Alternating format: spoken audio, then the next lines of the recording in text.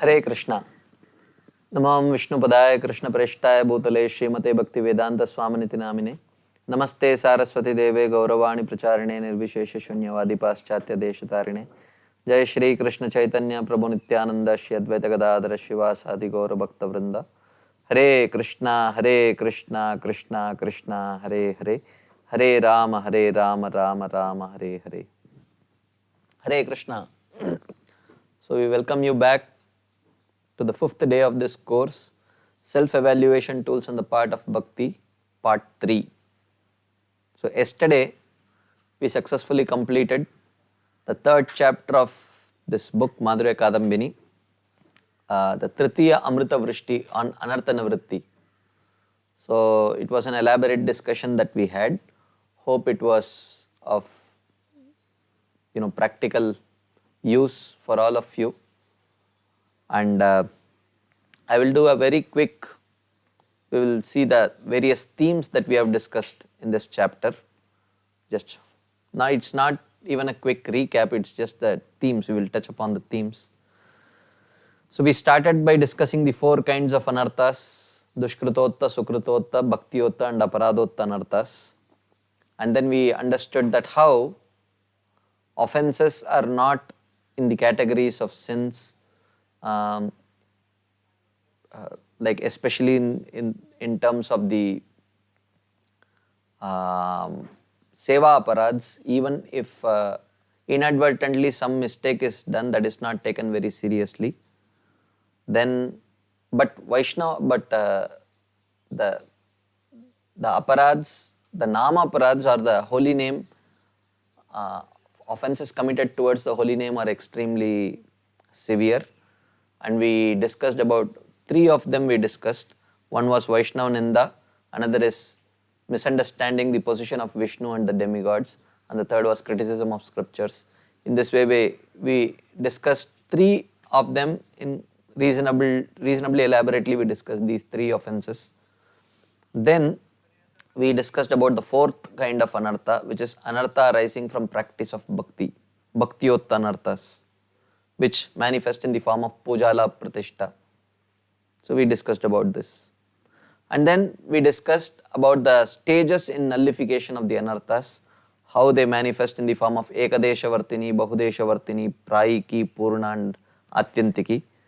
And we also discussed how these four kinds of anarthas, dushkritotta anarthas, sukritotta anarthas, bhaktiotta anarthas and aparadotta anarthas, how they get destroyed in various stages that we discussed. And then sometimes we may see that even though the person may be chanting offenselessly, but or even though some of the scriptures indicate that the holy name is so powerful that one chanting of the holy name destroys everything, but despite all those verses, we practically do not see the results manifesting at such a speed. And the reason that is given is that the holy name is not obliged to respond to an offensive chanter or to an offensive devotee. So to the extent that the offense goes away, to that extent the results manifest that we saw. And then someone can say that, oh, I have never offended anyone, so I should immediately get prema by practice of bhakti. So one cannot say that, even though immediate presence of offense may not be there, but one must have committed offenses previously and which has not been properly repented for. So in such cases, one should understand the presence of offenses through the lack of symptoms of ecstasy, the ashtasatvika vikaras, tears flowing from the eyes, hair standing on end and so on. And then the question arises as, are offenses so deadly that they can completely destroy one's creeper of devotion? The answer is a resounding yes. They are so potent that therefore Chaitanya Mahaprabhu compares it to a mad elephant. So therefore one should be very careful about avoiding the 10 kinds of offenses. Then the one of the last themes that we discussed in this chapter was how a devotee's suffering is not due to his prarabdha karma, but it is given specially by the Supreme Personality of Godhead Himself for various reasons. We discussed this topic in quite elaboration yesterday, based on the purport of Srila Vishwanath Chakravarti Thakur to the verse Yasyaham Anugrinami Harishyet Yaddanam Shanaihi. That famous verse, very elaborate purport, and where he covers this theme in complete detail about how and why Krishna personally gives suffering to his devotee, for what purpose. And we also saw this theme of time playing this dual portfolio of being the conveyor belt carrying the karma for the non-devotees and the conveyor belt carrying the wish or will of Krishna for the devotees. So this we tried to understand through the conversation between Bhishma Dev and Yudhishthir Maharaj. So this gives a holistic understanding of how a devotee's suffering is not given by his prarabdha karma, but personally he is taken care of by the Supreme Personality of Godhead. So in this way we came to the end of the third shower of nectar, Tritiya Amrita Vrishti, and we took almost like about 11-12 hours to cover this chapter, but the rest of the chapters are shorter chapters and it won't take that long. So you might be wondering how are we going to complete this, We are already in the third part and 4 classes are already over. Is this book ever going to end, you might be wondering. So you don't have to worry. So the rest of the chapters are not that long. So today we will start with the 4th chapter of this book, which talks about Nishtha, or steady practice of devotional service, which all of us are hankering for. When will that day be mine? You might be thinking that when I will be able to steadily practice Nishtha. So we have already seen pointers as to how one can accelerate one's progress through the stage of Anartha Nivritti. We had an elaborate discussion on that. So if we follow those pointers carefully and with due diligence, then it is possible that very soon we can reach the stage of Nishtha.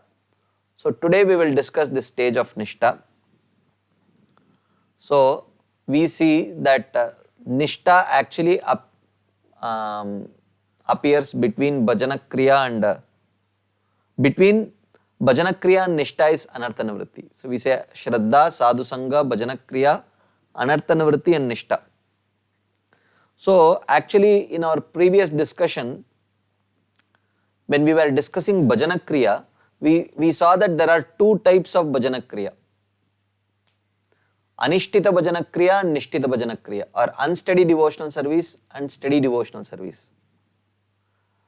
But after discussing unsteady devotional service, which had 6 stages, Utsahamayi, Ganatarala, Vyuda Vikalpa, Vishaya Sangara, Niyamakshama and Tarangarangini, we must have naturally discussed Nishtita Bhajana Kriya, or steady devotional service after that. But interestingly, there was this long stage of Anartha Nivritti that was discussed. Because during these 6 stages of Anishtita Bhajana Kriya, gradually one goes from one stage to the next stage to the next stage because of gradual destruction of anarthas only. And eventually when one crosses the Tarangarangini, the residual anarthas also, which cause one to practice in an unsteady way, that are also removed. So therefore, first Anishtita Bhajana Kriya is discussed. Then before discussing Nishtita Bhajana Kriya, in between Anartha Nivritti is discussed in detail, because one should understand how this transition between unsteady devotional service to steady devotional service happens. It does not happen overnight and it takes a long time. So in order to discuss what happens in the interim period, actually not interim period, what happens during the stage of unsteady devotional service that gradually helps one sail through those stages and come to the stage of steady practice. That is anartha nivritti is happening, or destruction of unwanted desires, desires which are unfavorable for one's practice of bhakti is happening during that stage. So therefore, it is appropriate to discuss Anishtita Bhajana Kriya in the second chapter, Anartha Nivritti in the third chapter, and Nishtha in the fourth chapter. So therefore, there is nothing incongruent. Anartha Nivritti is what exactly happens during the stage of Anishtita Bhajana Kriya, gradually what is happening. That's how he transcends from stage 1 to stage 2 to stage 3 to stage 4, because gradually Anartha Nivritti is happening. So therefore, this is clear from the second chapter of first canto of Bhagavatam also, the famous series of verses. Shrinvatam swakata Krishna punya shravana kirtanam hridyantasto hi abhadrani vidunoti suhrit satam nashta prayeshu abhadreshu nityam bhagavata sevaya bhagavati ruttama shloke bhaktir bhavati naishtiki. So if you see, Shrinvatam swakata Krishna, when one hears the glorification of the Supreme Personality of Godhead, what is the nature of that glorification? Punya Shravana Kirtana, which have tremendous potency to make a person develop pious qualities. So this indicates Bhajana Kriya, Shrinvatam, the process of hearing and chanting. So this is Bhajana Kriya. What happens by that? He says, Hridyantasto hi abhadrani vidhunoti suhrit satam. All the anarthas within the heart get destroyed by such a process of Bhajana Kriya. So Bhajana Kriya leads to Anartha Nivritti. So Bhajana Kriya and Anartha Nivritti are described in this first verse. Then he says, Nashta prayeshu abhadreshu. When most of the anarthas are destroyed in this way, this also indicates Anartha Nivritti. How did this happen? Nityam Bhagavata Sevaya, through Bhajana Kriya. In this way, when Anartha Nivritti happens through Bhajana Kriya, he says, Bhagavati Ruttama Shloke Bhaktir Bhavati Naishtiki. Then one develops a very firm determination to worship the Lord in a very steady way. This indicates the stage of Nishtha. So, these two verses indicate that how first comes Anishtita Bhajana Kriya, then by Anishtita Bhajana Kriya comes Anartha Nivritti, then by after Anartha Nivritti comes Nishtha, like that. So therefore, Shrinvatam Swakata Krishna Punya Shravana Kirtanam indicates Anishtita Bhajana Kriya. Hridyantasto hi abhadrani vidunoti indicates Anartha Nivritti, and Bhaktir Bhavati Naishtiki indicates Nishtha. So in this way this order is given. So therefore, first Anishtita Bhajana Kriya was discussed, then Anartha Nivritti was discussed, then now Nishtha is being discussed. So therefore, the order is appropriate in line with the teachings of Srimad Bhagavatam. So therefore, but one may say, why is it called as Anartha Nivritti? Anartha Nivritti means destruction of anarthas. Does it mean at the stage of Nishtha there are no anarthas? So if you see in the stages of destruction of nullification of anarthas, we had discussed that at the stage of Nishtha there is complete destruction of the Dushkritotta, Sukritotta and Bhaktiotta anarthas. But Aparadaotta anarthas are just starting to get destroyed. So which means at the stage of Nishtha there are still some anarthas, but the anarthas are not so powerful enough to stop his steady practice of bhakti.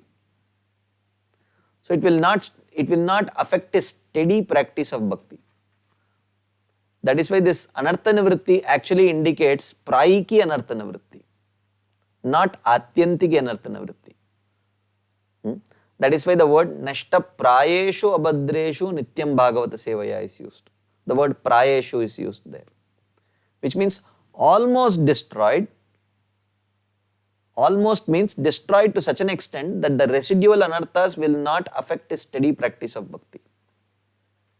There may be some unwanted desires, but it will not stop his steady practice of devotional service. Like that. So, thus the proper order according to Srimad Bhagavatam is Bhajana Kriya, Anartha Nivritti and Nishta. Therefore, Bhajana Kriya was discussed in second chapter, Anartha Nivritti in third chapter and Nishta in fourth chapter. So, how can we be sure that we have reached the stage of Nishta? Symptoms, because this book is a self-evaluation tool. How do we know if we have reached the stage of Nishta? So, Srila Vishwanath Thakur says, Nishta means to be endowed with the quality of steadiness or non-movement, day in and day out, same time, same activity. So, if one can do this, then that is indicative of Nishta. But that is a very superficial understanding. Even though a person tries for steadiness every day, while anarthas are still present, he will not attain steadiness. See, steadiness is a symptom of goodness. Steadiness is a symptom of goodness. So, steadiness is compromised when when goodness is being covered by passion and ignorance. Because the symptom of passion and ignorance is unsteadiness. Actually, passion is characterized by pravritti, activity, but then that activity keeps on changing. Pendulum effect.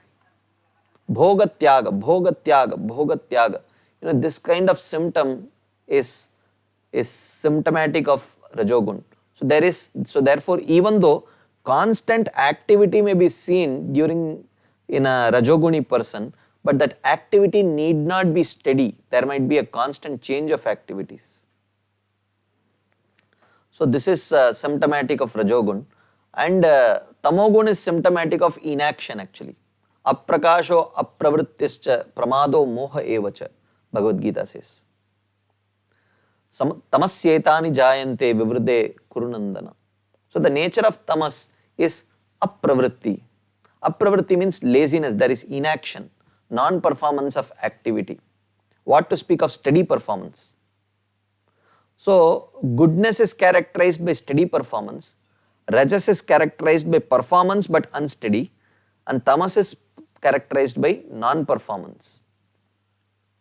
So therefore, as long as there is influence of rajas and tamas, one cannot have steady performance of bhakti. So therefore, we see mamchayo avyabhicharena bhakti yogena sevate sagunan samatitetan brahma bhuyaya kalpate. It is mentioned that mamchayo avyabhicharena bhakti yogena sevate. One who practices pure devotional service, sagunan samatitetan, he overcomes the three modes of material nature. Brahma bhuyaya kalpate, and he attains a spiritual platform. But while practicing bhakti, even though bhakti can help us transcend the three modes, but bhakti first helps us transcend two modes at the stage of nishta. Then at the stage of asakti bhava prema, it helps transcend the third mode also, goodness. Goodness is also transcended by transforming it into a transcendental mode.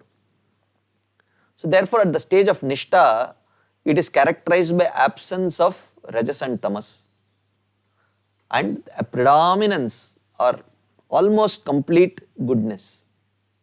So goodness is characterized by steadiness.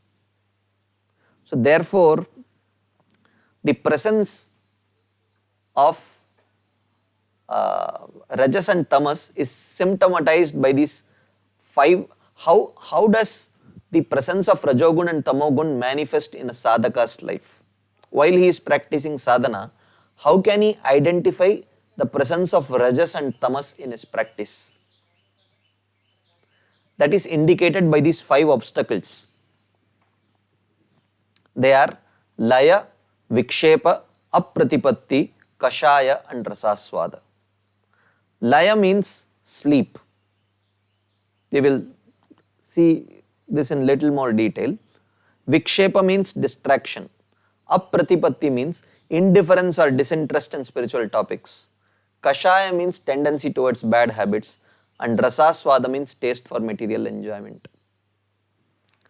So, after the stage of Anartha Nivritti, when these obstacles are almost completely destroyed, one achieves steadiness. So, which means one cannot steadily practice as long as one is still troubled by these 5 kinds of obstacles. Thus, the symptom of Nishtha is the absence of the above mentioned obstacles.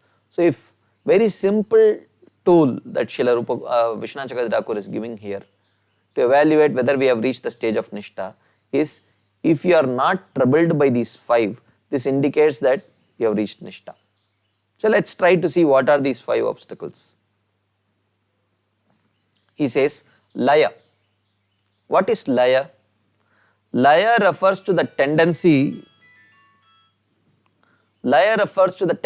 to sleep during Kirtan, Shravan and Smaran in the order of increasing tendency.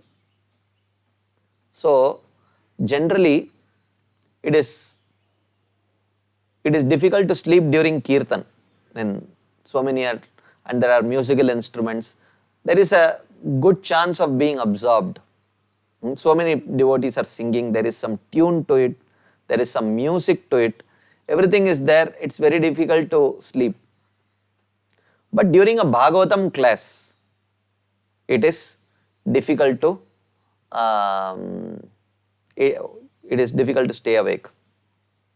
Especially if the topic is like what we are discussing right now, where there is no discussion of much of a pastime, where there is a very interesting pastime that is going on, there are some stories going on.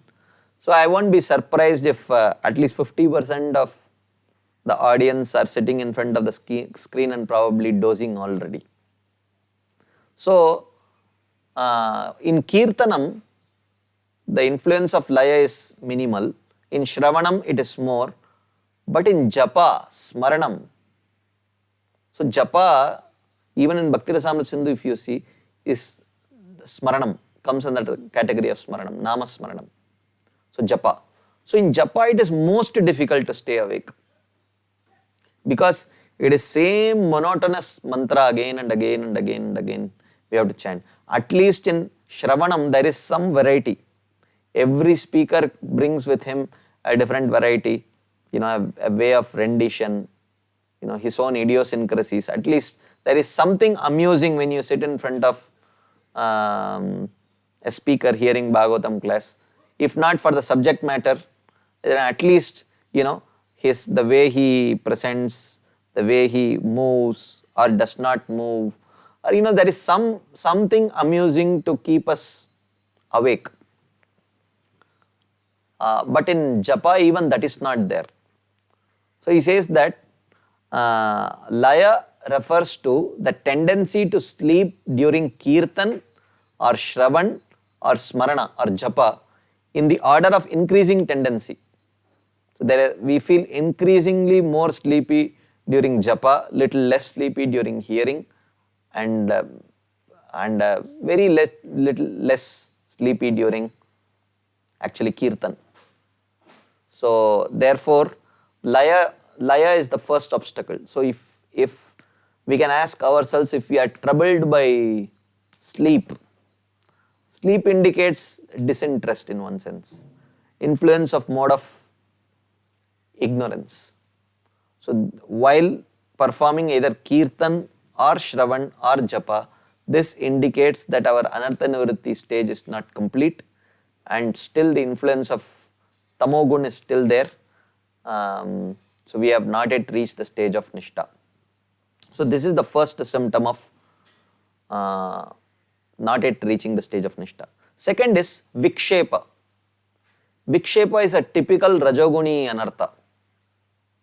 Vikshepa means distraction towards mundane topics while performing service.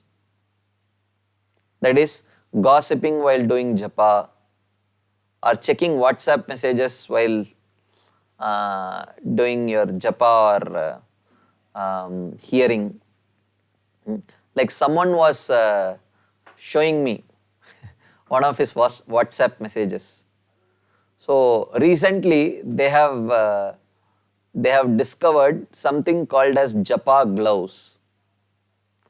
So you wear that japa and it is very conducive for chanting the holy name. So I was wondering, what is this japa gloves? How can by wearing a gloves you can chant better? So he was just showing it to me, and it said, with this gloves you cannot operate a smartphone. So if you touch the screen, move the screen, it will not move, that kind of gloves. So he says japa gloves, it improves your japa because you cannot access your smartphone while wearing these gloves. So therefore, this can be Shravanam gloves also. Even while hearing, we can wear these gloves so that we don't have to keep browsing our smartphones while we are hearing. Or while doing anything, even while interacting with a Vaishnava, it's such a valuable thing. Why should we distract ourselves by checking our WhatsApp messages and other such things? These are very valuable interactions. These are life-changing interactions. Every holy name that we chant, every word that we hear from the mouth of a Vaishnava from scriptures like Srimad Bhagavatam, and every meaningful interaction that we have with Vaishnavas are so valuable. They can be life changers. So, but if we are troubled by Rajogun, then we will constantly be distracted and will be thinking of something else. So, therefore, Vikshepa, distraction towards mundane topics while performing service, or any of the 9 limbs of devotional service, is actually a symptom that we are not at the stage of Nishtha. And in fact, by indulging in these activities, we are making us more and more, we are taking ourselves far and far away from the stage of Nishtha. It is impossible. Third symptom is apratipatti. Apratipatti means it refers to occasional inability to perform kirtan or other such activities despite the absence of laya or vikshepa. So someone may say, Prabhu, actually today you are free and I am free. There is no service, no class right now. Come, let's sit and chant some extra rounds. So you may say, well, not today. And you may say, why? Are you feeling sleepy? You want to take some rest? No, not really. Or are you just troubled by are you getting distracted by something is troubling you? No, not really. Then why? So you may say, man nahi lag raha hai, I'm just not feeling inspired to chant. I would rather do something else. Maybe I'll just go for a walk. So this occasional taste for engaging in a devotional activity is called as apratipatti. Even though one may not necessarily be feeling sleepy or distracted, but still, no, not now. Maybe some other time. Maybe after some time, maybe I just want to just go for a walk. Chill out. So this occasional lack of taste is in the activities of devotional service is called as apratipatti, and this is also symptomatic of the presence of rajogun and tamogun. So this is also indicative that we have not yet reached the stage of nishtha. The fourth is kashaya. Kashaya means the tendency to indulge in anger, greed, pride, lust, etc. due to past bad habit, due to past vasanas. If we are struggling with our past bad habits, then we have not yet reached the stage of Nishtha. Because struggling with past bad habits are also indicative of the lingering presence of Rajogun and Tamogun. It could be anything. Many different kinds of past habits, you can trace it out to predominantly Rajogun or Tamogun. So therefore Kashaya, presence of past bad habits, if we are still troubled by them, or to the extent to which we are troubled by past bad habits, is an indicator that we are that much far away from the stage of Nishtha. Then finally, the fifth symptom of Nishtha is absence of this fifth obstacle of Rasaswada. Rasaswada means inability to absorb the mind in Kirtan if one gets the opportunity for material sense pleasure. So as soon as there is an opportunity for material sense pleasure, then it becomes very difficult to absorb the mind in devotional activities. Like as long as the smartphone is not there, I can chant. But the moment it comes and the moment it starts beeping, one message after another message after another message, and you're hearing, then it becomes very difficult to concentrate on chanting or hearing, because you just want to know, maybe there is something urgent that I need to attend to. So, or in the presence of, you're chanting and while we are sitting in the temple hall and chanting, some devotees who are impervious, their sense of smell does not work very much. But there may be others, like myself, a strong sense of smell.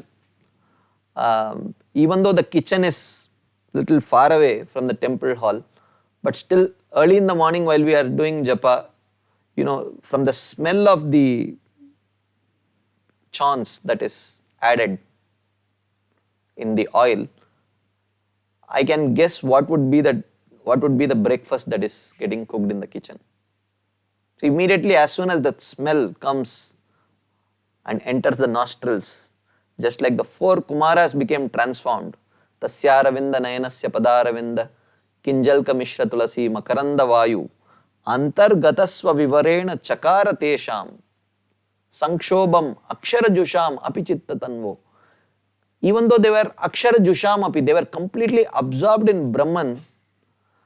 As soon as that smell from the lotus feet of the Supreme Lord, along with the tulsi smell, fragrance entered into their nostrils, Chitta Tanvoho Sankshobam Chakara, it completely agitated their mind and body. So in the same way, not that, I'm absorbed in chanting the holy name, but as soon as that fragrance enters into the nostrils, Sankshobam Chakara, completely then subsequently you start thinking, oh, upma means with upma rasam will be there. But I don't like rasam. But then what will I take upma with? Or maybe should I just skip upma and directly take 9:30 prasadam? Like that, the thoughts start flowing in that direction. So in the presence of a titillating agent or an opportunity for sense gratification, then if one is not able to absorb in the activities of devotional service, that is called as rasaswada, because due to past experience of enjoying that sense object, that keeps on haunting us. So therefore, this rasaswada is an indication. Therefore, Srila Bhaktivinoda Thakur, we will maybe in some other forum, we will discuss about Bhaktivinoda Thakur's suggestions for overcoming inattentive chanting. So in that he says, one can use cotton or some cloth and insert it in your nostrils and ears and then tie your eyes with some cloth so that there is no sensory signal in the form of smell or sight or sound that comes and troubles you. But at the stage of Nishtha, even though such titillations may be there, but the person does not get agitated, because it is not the presence of the sense objects, the presence of sense objects does not induce the agitation. It is the past experience and the presence of Rajogun. So the past experience of enjoying it, the presence of Rajogun and the sense objects together form a deadly combination. So overnight you cannot destroy the Rajogun or the past impressions, but at least the sense object can be avoided by, covering the eyes, covering the nose and covering the ears.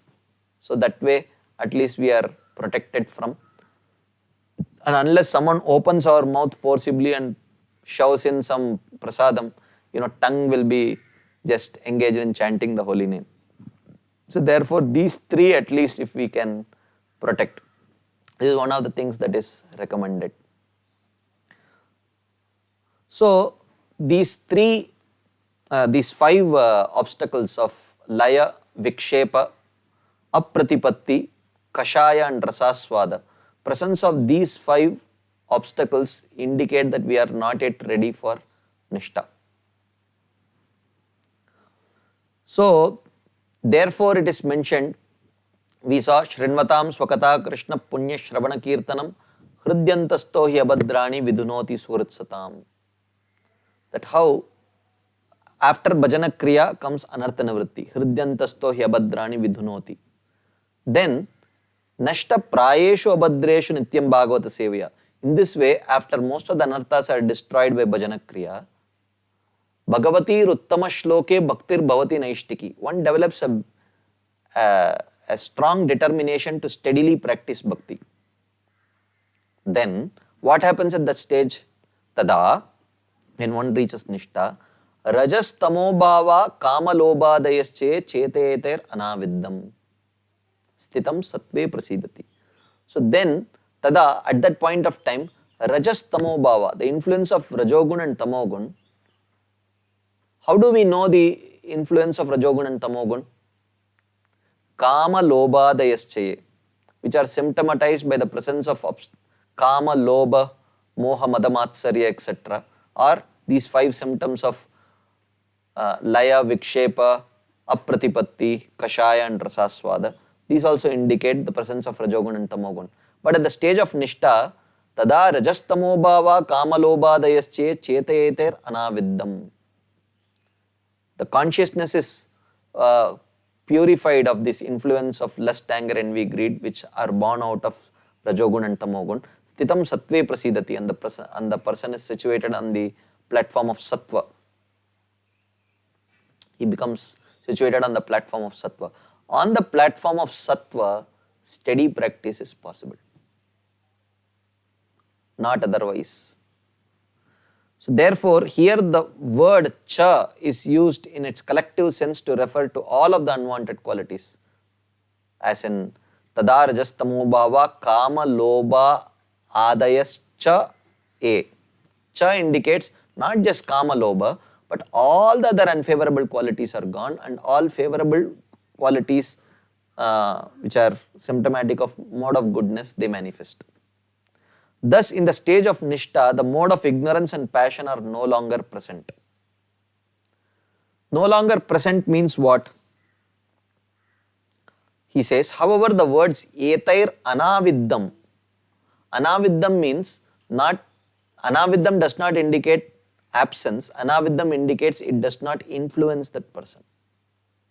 It may be present. Rajogun, tamogun may be there, but it is no longer influencing that person at the stage of nishtha. Indicate that these impurities are still present to some degree at the stage of nishtha, but do not act as obstacle to bhakti. So even though some traces of rajogun and tamogun are there, but sattvagun is prominent. Otherwise, for a normal person, Bhagavad Gita says, Rajasattvam tamaschaiva tamasattvam rajastata. Like that Krishna mentions in the Bhagavad Gita. He says that is a constant competition between the three modes. Sometimes sattva becomes prominent, sometimes rajas becomes prominent, sometimes tamas becomes prominent. But at the stage of nishta, for that person, even though little bit of rajas and tamas are there, but sattva is always prominent. So, therefore, that constant competition is not there at the stage of nishta. He has predominantly reached the stage of sattva. All traces will be removed when one reaches the stage of bhava. Complete destruction of all the three modes will happen at the stage of bhava. But at the stage of nishta, at least the influence of rajoguna and tamoguna are gone. And this you can see these stages of how first comes bhajana kriya, anishtita bhajana kriya, then comes anartha nivritti, then comes nishta. You can see this in this verse also, Bhagavad Gita. Yesham tu antagatam papam jananam punya karmanam te dvandva moha nirmukta bhajante mam dridhavrataha. It is mentioned. Yesham jananam tu antagatam papam. But those whose sins have been destroyed. Here sins refers to the material vasanas or the influence of rajoguna and tamoguna have been destroyed. How? Punya karmanam. Punya karmanam refers to bhajana kriya. Punya karmanam refers to pleasing activities, acts which are pleasing to great souls and Krishna. Which are the activities which are very pleasing to great souls and Krishna? Bhakti.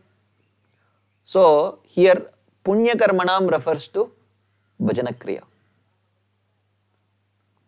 And te dvandva moha nirmukta, and who are free from the ignorance arising from duality, bhajante mam dridhavrata.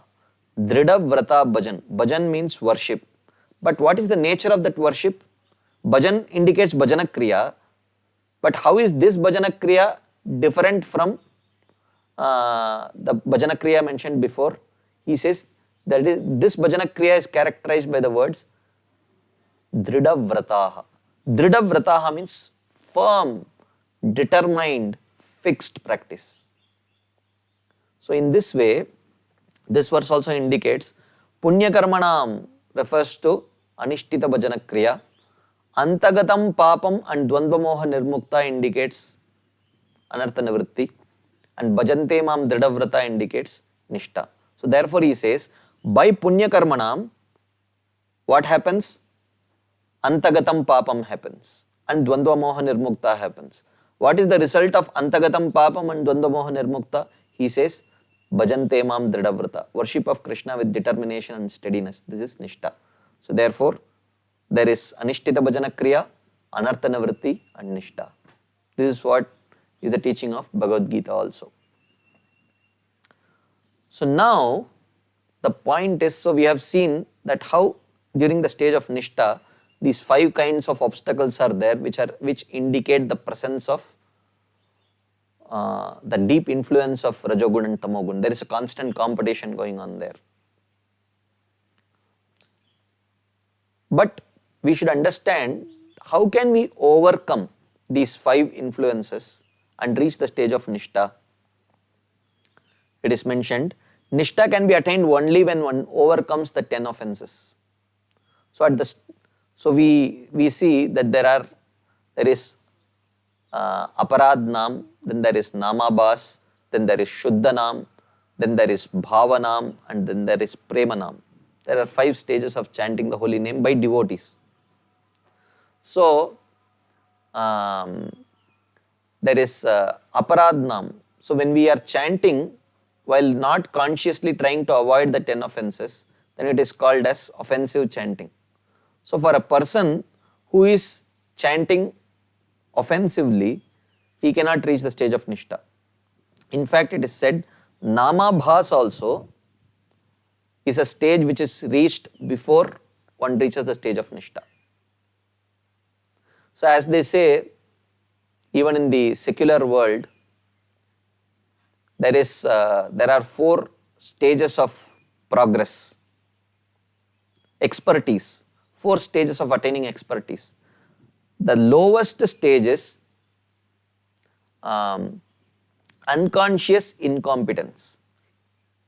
The person is not even conscious that he is incompetent. He foolishly thinks that I am very competent, but actually he is very incompetent. So this is the lowest stage. The next highest stage is conscious incompetence. He knows I am incompetent, but still he is not able to change. This is second stage. Then there is the third stage, which is called as conscious competence. Whenever he is conscious of his activity, he is able to do it properly, competently. And whenever he is unconscious, he becomes incompetent. And then the fourth stage is called as unconscious competence, which means that particular activity, even unconsciously if he does, he is very competent. Like we had one friend of mine who was a genius in general knowledge in our college. So he had attended the Bonvita quiz contest and all those things, the various quiz competitions, national level quiz competitions, he has attended and won it. Very, so we wanted to test him. So one day night, because in college, you have, we are just curious to do a lot of adventures. So one day we were just gossiping through late night, and at 12 o'clock, 1 o'clock, someone suggested, hey, this person, we want to check how good is his general knowledge. So if we wake him up in the middle of the night and we will ask him a question, and if he answers, then we will agree that he is genius. So we first discussed what question we will ask. It must be really very difficult and all that. We brainstormed and we came up with a few questions, and then at the middle of the night at around 1 o'clock we woke him up and we asked those 3-4 questions, and in a stage of stupor, he still left right answered all the questions right. So this is unconscious competence, when one has reached such a stage of perfection that even in the middle of the night you wake him up, he can do that job very well without any problem, without any glitch. So similarly, in the stage of chanting also, these 4 stages are there. What is this lowest stage of unconscious incompetence? Not even conscious that I am incompetent. So this is the chanting of Mayavadis and all the offensive people who may just chant the holy name in a very offensive way while harboring offensive mentalities and not even be conscious that they are actually offending. So this is unconscious incompetence. The next higher stage is conscious incompetence, that one is conscious that my chanting is poor, pathetic. That is the stage of sadhakas before the stage of nishta. At the stage of anartha nivritti or early stages of anartha nivritti, the person knows, I am not able to overcome the 10 offenses. He knows. He may be trying little bit, he may not be trying hard enough, but that is the stage of conscious incompetence. He is conscious that he is incompetent. I am chanting offensive name, he knows. But when the person starts progressing little further and he gets little bit determination, look, I am working so hard performing various devotional activities and trying to progress in my spiritual life. I should consciously try to overcome the offenses. So he makes a concerted effort to avoid the 10 offenses, not just while chanting the holy name. Because while chanting the holy name, you may not be able to commit most of the offenses. It is during the rest of the day that one can commit all these 10 offenses or 11 offenses. So he is very consciously trying to avoid the 10 offenses. This stage of conscious competence. The third stage is called as namabhas. When he is conscious, he avoids. When he becomes little unconscious, he may relapse into committing offenses. So this stage of conscious competence, whenever he is conscious, he is competent. When he becomes little careless, he may commit the offenses. So this stage of dynamic equilibrium, like those of you who still remember your chemistry days, equilibrium reactions where the forward reaction and backward reaction is happening at the same rate. So like that, there is a dynamic kind of equilibrium in this person. Whenever he is conscious, he is competent, he is able to avoid the 10 offenses. But when he becomes little careless, he relapses back. So this stage of dynamic equilibrium is called as namabhas, conscious competence.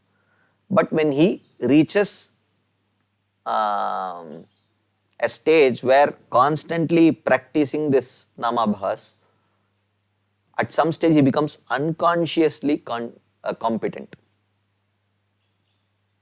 At any moment he picks up the japmala, or even in the middle of the night he would not offend anyone. So that is the stage of Shuddhanam. And Shuddhanam is chanted at the stage of Nishtha. And then comes Bhavanam and Premanam, which are chanted at the stage of Bhava and Prema. So at the stage of Nishtha, Ruchi, Asakti, it is all the stage of chanting pure name without offenses. Not just without offenses, but with increasing affection for the Supreme Lord and the process itself. That is characterized by Ruchi and Asakti. Or at least at the stage of Nishtha, there is no offenses committed. Unconscious competence is the stage of Nishtha. So therefore, one can actually hope to reach the stage of Nishtha only when one is actually consciously and sincerely trying to avoid the 10 offenses. So, in the second shloka of Shikshashtakam, Chaitanya Mahaprabhu says, Namna Makari Bahuda Nija Sarva Shaktis Tatrarpita Niyamita Smaranena Kalaha Etadrishi Tava Kripa Bhagavan Mamapi Durdaivam Idrisham Iha Ajani Na Anuragaha, he says. What is the meaning? He says, oh my dear Lord, Namna Makari Bahuda. There are so many ways in which I can address you. So many names. Tatrarpita Nija Sarva Shakti. And you have invested all your potencies in the holy name. And such is the glory of the holy name. But Niyamita Smaranena Kalaha. But there are no hard and fast rules for chanting or remembering your holy names. You have made the process so easy. Etadrishi Tava Kripa. Such is the extent of your Kripa that you have made the process so easy and accessible. Mama api, but still I am such a fallen soul. Idrisham Durdaivam. That I am so unfortunate. Durdaivam means misfortune. But what is that misfortune? He says, I commit offenses while chanting the holy names. Iha ajani na anuragaha. Therefore, I am not developing any taste for the holy name. So therefore, while committing, so this stage, actually Srila Bhaktivinoda Thakur explains that these 8 verses of Shikshashtakam indicate one stage of practice, one stage. So the first verse, Cheto Darpanam Arjanam Bhavamaha Davagni Nirvapanam. So this verse indicates the 7 benefits of chanting, which inspires us to take up to the process of chanting. Shraddha Vardak verse. 7 benefits. Why should one chant? It increases the faith in a person in the process of chanting. So first verse, Cheto Darpana Mardanam, while describing the 7 benefits of chanting, increases our faith, Shraddha. And of course, Sadhu Sangha is not explicitly mentioned, but the second verse indicates Bhajana Kriya and Anartha Nivritti. Bhajana Kriya with Anarthas. Durdaivam indicates anarthas. Because of anarthas, I am not able to taste your holy name. So that is what this is. In spite of what has been said, it is truly a matter of great regret that we cannot develop even a drop of attraction for the holy name, which is most magnanimous. Why? Because we are not consciously trying to avoid the offenses. The word Durdaiva or misfortune is synonymous with offenses to the holy name or Namaparad. So then, how to chant offenselessly? Srila Bhaktisiddhanta Saraswati Thakur says in his purport to Shikshashtakam, there is indeed a way to escape the steely clutches of Namaparad. How? He says, he gives us the way to approach Namabhas. How? One must recognize and isolate the offenses conscientiously, avoiding them. One must recognize and isolate the offenses conscientiously, avoiding them. He must then chant continuously. This alone will keep Namaparad at bay. Which means, first, know the offenses. Second, know that we are committing the offenses. Third, see how we can identify those offenses and shoot them down. What are the uddipanas? What are the circumstances which create that disrespectful attitude towards these 10 objects? When I am forced to commit offense, stay away from them. So when we are consciously trying during our day to avoid offensive mentality, when someone is coming to speak ill about another person or a Vaishnava, oh, last time I fell to this trap, this time I will not fall. So you run away from that place. So in this way, when we are consciously trying to avoid the 10 offenses, then we are slowly entering into the realm of Namabhas. So, Srila Bhaktisiddhanta Thakur gives a very simple solution. He says, understand the 10 offenses, understand why do they happen, and carefully identify under what circumstances in our life it is happening. Avoid those circumstances. So in this way, we have to be very conscious of the 10 offenses. Namabhas chanting elevates one to the platform of mukti or liberation, freeing one from the influence and dependence upon matter. Thereafter, one becomes competent to chant the holy name purely. So in this way, when we are conscious, then we will become competent, which means we will become consciously competent, Namabhas. Then when we practice conscious competence over a long time, then we will become unconsciously competent. Like in circus, if you see, I don't know how many of you have had the experience of going to a Russian circus or something like that.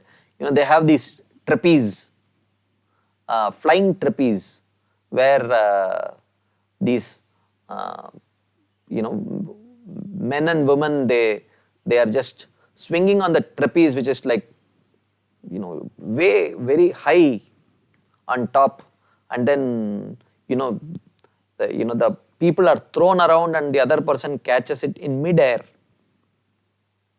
So, but below that is that trapeze. So in case if some slip happens, they will fall on the trapeze and they will be protected. So this is like Namabhas chanting. Well, we are conscious. But 3 or 4 of them become so expert in it that after some time, the real climax of that whole circus is when the trapeze is removed. There is nothing to protect down, but still those circus experts, they throw around that lady and the other person catches it mid-air with no trapeze,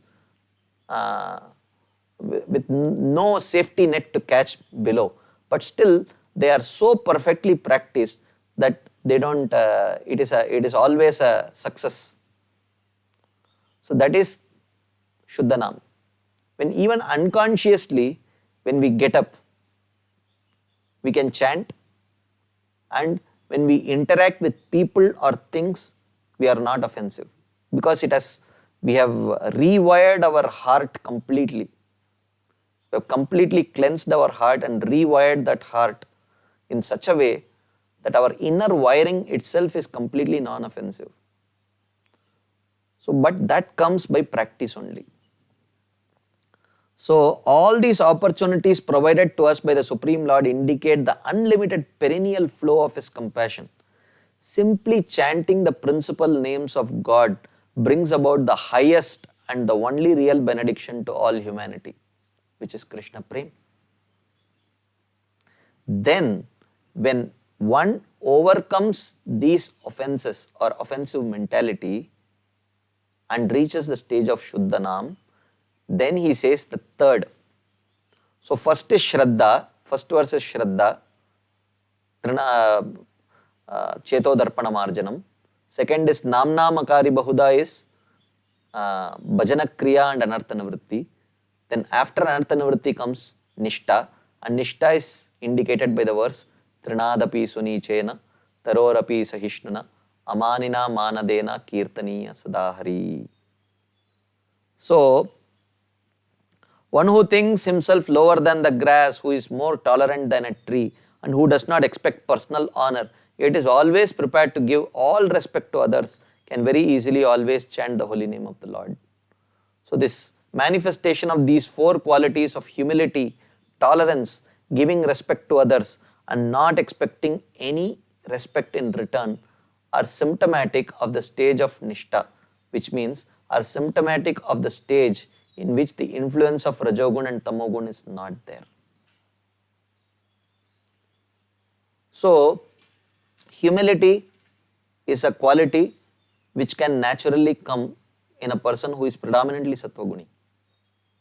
Similarly, tolerance also, Kshama, is a Sattvaguni quality.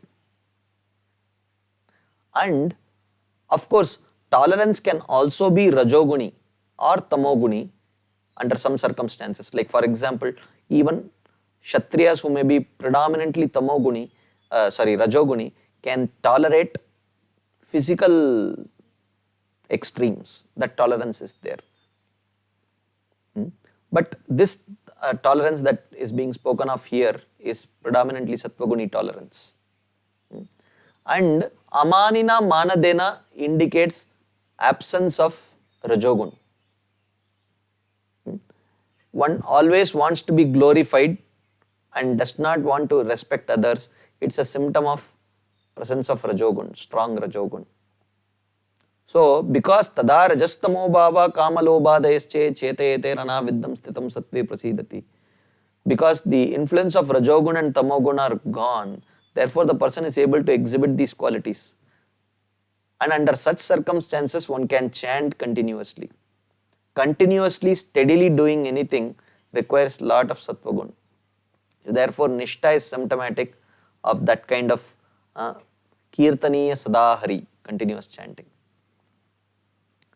So, Bhaktivinoda Thakur in his commentary to this verse, he says, the devotee who chants the holy name offenselessly is adorned with four special qualities. So, one who chants offenselessly, he develops these four qualities.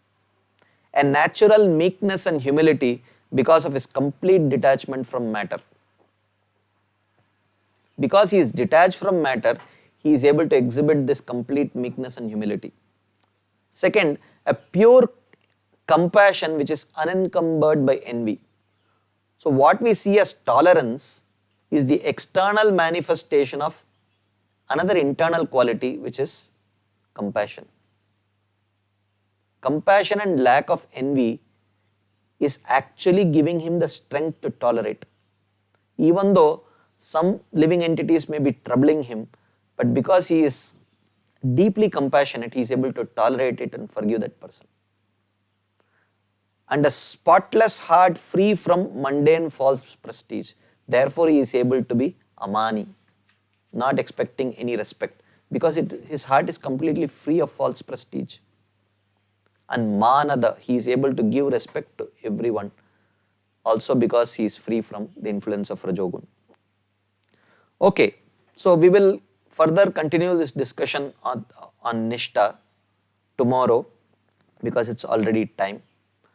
So we'll continue this discussion on Nishta and then hopefully start discussing on the next theme of Ruchi also.